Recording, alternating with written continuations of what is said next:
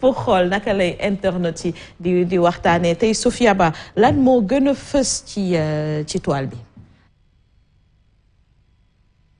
Pour nous soigner du coronavirus, le personnel médical lutte aussi pour recevoir leurs dus, leurs indemnités. Situation bi nga xamanteni internautes yi waxtaan nañ ci toile bi personnel médical bu Sénégal moo am jafe-jafe recevoir li nga xamanteni modi sen salaire depuis plusieurs mois. Libération Sénégal Online avait publié déjà il y a quelques jours Covid-19.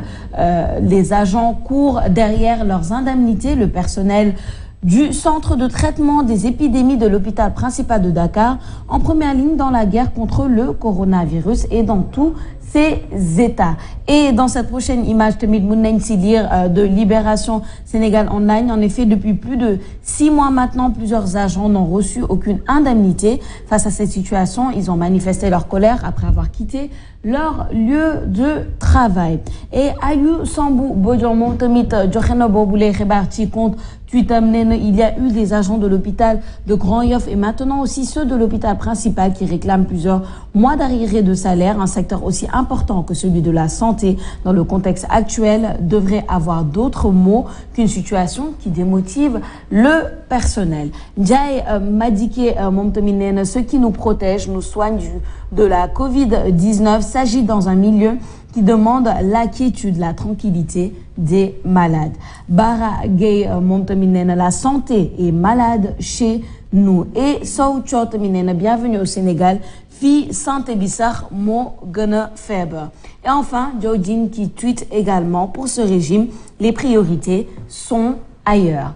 Gis nga ko sama situation bu doy waar surtout en pleine période de crise sanitaire. Ñu dégg ni le personnel médical n'a pas reçu ses indemnités depuis plusieurs mois. Te instant yi ñoom ñoo gën a nekk au front de la crise sanitaire. Ñoom suñu démotivé wu ñun fan lañu jëm effectivement période bi moom mënuñu def lu dul di leen indemniser parce que depuis presque 2 ans. Presque 2 ans. Am na ñoo xamante ne lu ñuy nekk seen kër yi sax jafe na. Il passe plus de temps à l'hôpital vu la situation sanitaire. te démb nag centre de santé wala hôpital bi yëngu-yëngal centre épidémiologique la maanaam dañ fay traiter coronavirus. Donc loolu moom mu nekk lu doy waar kon dafa urgent pour ñu taxaw.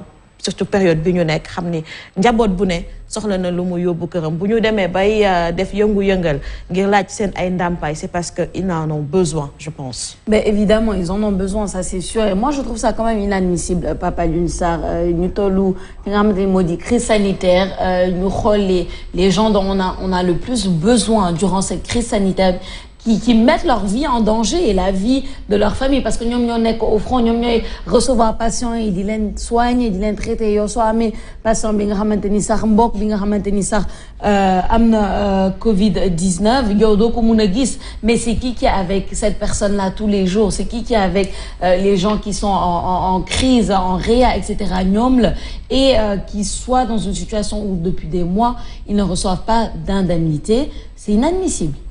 Oui, on peut le dire. Ensuite, il faut peut-être creuser pour savoir ce qui se passe. Parce qu'il y avait en fond force Covid-19. On a commencé durant un système santé de 60 milliards. Mais comme c'est une guerre lasse, c'est mieux également. Et ce qui est important, mais il y avait qui structure fond force Covid-19 pour faire un peu le bilan. Je pense que 1 an, 2 ans, il fallait un peu faire le bilan de l'argent qu'on a investi dans le secteur sanitaire, mais la santé était déjà malade avant la Covid.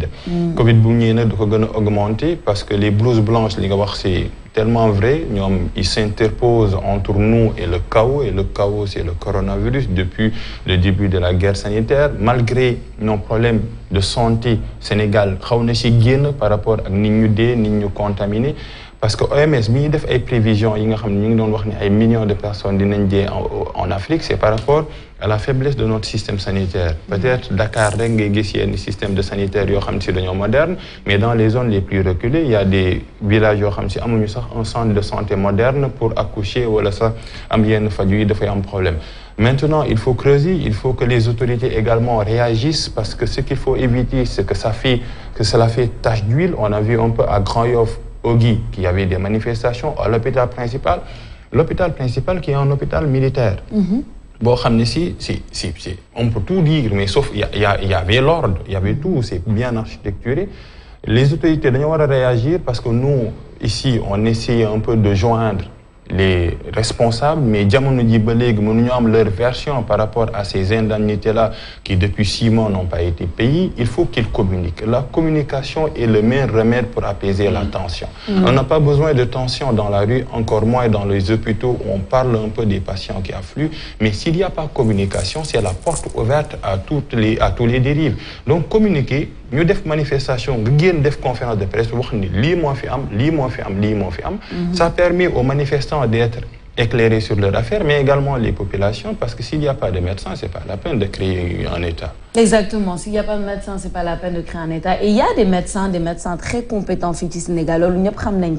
On sait que bon, la faculté de médecine ici à Dakar, en tout cas, est très prisée. Partout en Afrique, on sait que les jeunes médecins sont bien formés, etc.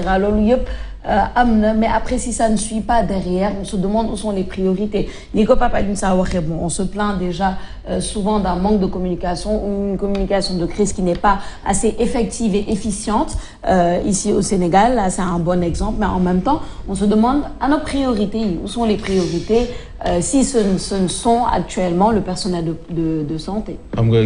Sophia, le transport. Il a fallu que nous les chauffeurs d'aller bloquer le système pour malheureusement nous def ay négociations pour que nous mën a donc ce qui veut dire que peut-être ce sont des choses que war nañ ko éviter même ñu ci parce que réclamation yi bari na bo c'était dem suñu édition ki nga xamné moy Abdoulaye Thiaw jité travailleurs yu yëngu ci walum syndicat fële ci hôpital principal mom dafa fësal né bo yoso indemnité yi amna lo xamné prime tabaski lan la c'est tellement simple lu ko lam moy indi blocage bi moy manam ñom dañ doon xaar ñu jox leen ko par chèque ñu jox leen ko par virement bancaire c'est-à-dire une question tellement simple qu'on pourrait régler en dialoguant en discutant mais mu melni tay ji lolu indi nay jafé donc voilà encore une fois ben système bo xamné tay war nañ ko xolat parce que comme tu l'as dit ailleurs tay ji xam nga débat bi lan la naka lañ mëna def pour que le personnel sanitaire mëna vacciner wu ci Covid bi mais pas une question de grève ou de sanction parce que nak buñu faté né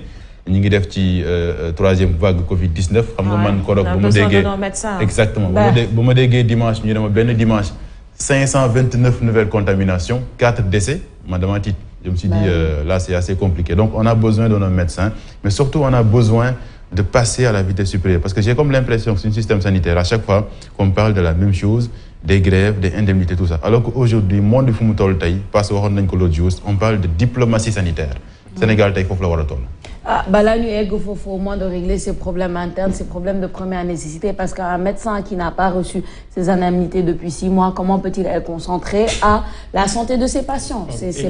On a tellement bien nommé ce qui se passe dans le monde, on parle de guerre sanitaire, on est d'accord, on ne parle pas de guerre, parce que j'avais la guerre, c'était les soldats Si on parle de guerre sanitaire, les soldats sont habillés en blouse blanche, et ces soldats-là ont besoin d'armes pour aller en guerre, et la guerre-là est en train d'être rage au Sénégal, il faut réarmer nos soldats et ce sont les médecins. Exactement, réarmer nos soldats, on espère que ça sera fait. Dinañ en tout cas top boobule actualité ci yeneen xibaar yi gën a fës ci toile bi Osama xibaar bi nga xamante ni xam naa ni du neex Pape Alioune Sarr du tout donc attachez bien vos ceintures amis serrés quand je vous dis Tabaski sans pain, en tout cas les boulangers qui veulent porter le prix de la baguette de pain à 200 francs CFA menacent de croiser les bras pendant la Tabaski pour priver les populations de pain. M. Lamine Diop Moko Bindechi Contuitum et les serrères, s'il vous plaît, manifestez-vous.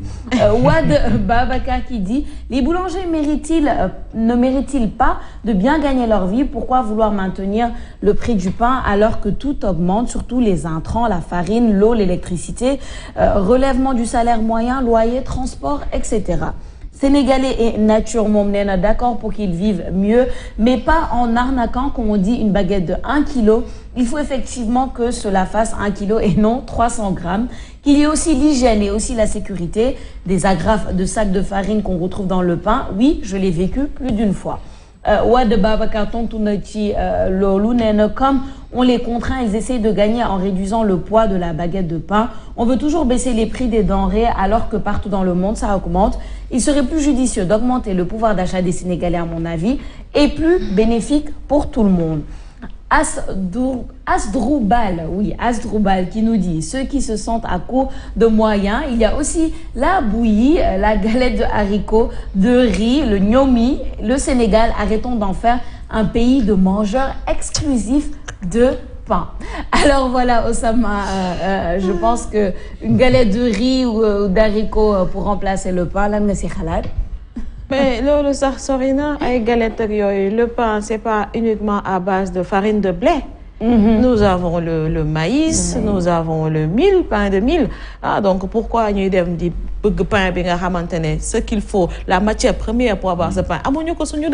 Mais on a des habitudes qui sont au-delà de nos moyens.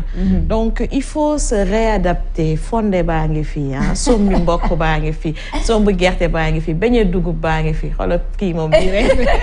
Donc yoy yep nañ ci baye xel. Xam nga nan ñun amuñu problème bobu ñun joolaay parce que mburu nak wax deug yalla comme ni mu sonalee séeréer yeeg Halpulaar ñun mom on peut se passer du pain parce qu'on a autre chose qui est bien de chez nous pour démarrer la journée. Mais aussi il faut xam nga ñom boulanger yi ñu ngi kaas nak il faut que ñu waxtaan nak suñu biir dafa jot. Effectivement il faut ñom bu ñuy def activité ñu am luñ ci gagner parce que kenn du liggéey ngir perte. Mais aussi il faut qu'ils respectent les conditions d'hygiène. Très important. Il faut qu'ils respectent grammes parce que mais dès que na ben séeréer c'est pas parce qu'on dit un kilo mburu que kilo la. Que kilo la. Yeggul fofu kilo. C'est 210 grammes quelque chose comme ça ou 230 à peu près, mais on le reproche de ne pas respecter poids bobu ñu leen sant. Donc man limay leen di gëna ñaax moy ci hygiène bi ci set bi parce que des fois da ngay gis nak yenn boulangerie yo xam nañ waxante deug surtout ñu ñuy transporter pain bi manipulation bi ci am da fay joggé ci four bi ki nekk fofu non boulangerie bi manipuler ki jël mburu bi diko duggal ci auto bi manipuler sans gant mu ñëwaat ñu tere woon nañ leen jaay mburu ci boutique yi mais gis nañu ba tey ñu ngi jaay mburu ci boutique yi. te balaa nga egg foofu ça il faut regarder le four ñaata yoon lañ koy nettoyer parce qu'en général c'est compliqué. Est-ce qu'ils ont même le temps? Non mais man daal xam naa ni pour la plupart des Sénégalais buñ ko yokkee mu cher te mu am ànd ak set sax gaaw. mu ànd ak set ouais c'est ça mais pour la plupart des Sénégalais en tout cas c'est vrai qu'il y a d'autres options nga xam naa ni 75% des Sénégalais moom soo leen teggulul mburu avec farine de blé. un pain blanc ça va être très compliqué pour eux. Surtout alors qu'on n'a pas de blé. Certains qui viennent de Louga, tout ça, c'est compliqué pour eux. C'est très compliqué. Mais en tout cas, plus sérieusement, c'est vrai que nous avons un profit, nos amis boulangers, parce que quand même, ils nourrissent des familles entières avec le pain, etc. Mais c'est ce que Osama a dit, les conditions d'hygiène, tout simplement, qui doivent être respectées. À mon avis, parce que le pain n'a pas toujours coûté ce qu'il coûte aujourd'hui. Donc ça ne m'étonnerait pas que ça passe à 200 francs. Je me rappelle une époque où c'était 125. Je me rappelle une époque où c'était 100 francs. Peut-être 175. Ouais, 175, 150. Je suis sûre que les plus âgés aussi se rappellent que c'était, avant même ça, c'était moins cher. Donc ça ne m'étonnerait pas que ça arrive à 200. Je ne dis même, pourquoi pas, mais qu'est-ce qu'on a en retour? Est-ce que comme le dit Oussama, des conditions d'hygiène appropriées? Tu peux manger ton pain sans te soucier de beaucoup de choses. Bon, ça c'est vrai parce que aussi hier on a eu à le dire. Moi, lu jëm ci walum ñi nga xamné ñoy yëngu ci bus Tata yi souvent dañuy poser ces exigences ñu andi ci ak ñom parce que japp nañ ne képp kuy liggéey parce que les travailleurs sénégalais sont de plus en plus exigeants. Dans tous les secteurs, les travailleurs sont de plus en plus regardants ci li nga xamné moy texte bi comme droit. Mais en même temps, comme vous l'avez dit, je pense qu'il doit faire des efforts sur beaucoup de choses. Mais le contexte actuel, c'est une revendication surtout. Le pose sur la table, bon, il y a un système de modernisation li nga xam ne moo jëm ci wàllum boulangerie tegoon nañ ko ak ministère du commerce. Bon, jusqu'à présent, gisaguñu ko. Mais je pense que c'est le contexte de la Tabaski qui pousse les travailleurs quand même à poser, à remettre certaines revendications sur la table. Parce que bon, c'est la Tabaski qui s'approche. À chaque fois, Tabaski bu jegee dañuy indi problème mburu parce que c'est pour faire peur à nos amis sérères pour vous reprendre. Voilà, dañuy yóbbu mburu, mais aussi les Alpulaar quand ils vont au Fouta là. Quand ils vont au Fouta là, ils avaient beaucoup de pain. Mais sérieusement, je pense que c'est une question quand même qu'il faut approfondir. bu weesoo wàllum tabaski. ñoom dañu war a toog seen biir ñu xool secteur bi li nga xam ne tënk nañ ko ci wàllum modernisation yi daal di koy doxalaat parce que je pense qu'il y a beaucoup de choses à revoir dans le système. Et que tey jii état bu Sénégal war nañ ci def ay jéego yu am solo mais nag revendiquer c'est bien mais en même temps respecter li nga xam ne aussi mooy charte yu ñu tëral ci wàllum liggéey nekk. Faut être irréprochable quand on fait des revendications. Mais attendez, c'est très important que M. Sarr se manifeste et s'exprime. Finalement, le meilleur pour la fin. Bon, j'ai adopté tout simplement la grammatologie du silence parce que je pense que ceux qui aiment le pain tous, c'est ceux qui en New York, mais paradoxe de tout cela, le pain n'est pas de chez nous. Oui. On l'a tellement adopté, c'est comme le café Touba, il n'est pas de chez nous. Mais Feu Amadi Ali Dieng de Ndouarni, le ventre sénégalais, c'est un carrefour alimentaire. Il a tellement raison. Il y a du hot dog, il y a du hamburger, il y a du attiéké, il y a du tchébudjen, il y a du nambé. Je dirais même un village planétaire alimentaire. Il n'y a aucune frontière. Mais c'est important également ces détails parce que n'oublions pas que même pas au Sénégal, en France, dans les années de contestation sociale, ce qu'on disait dans Germinal, le peuple veut du pain, du lait.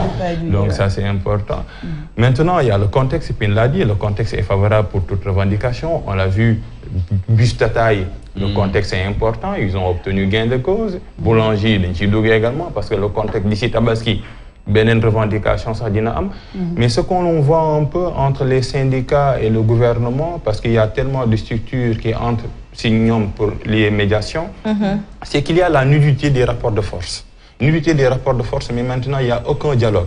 Avant le dialogue, c'est d'abord la contestation. C'est la charrue avant les bœufs. Ça devrait être d'abord dialogue pour éviter la contestation. Mieux prévenir que guérir. Mais maintenant, dernier grève, c'est comme les étudiants sanitaires pour obtenir leur bourse.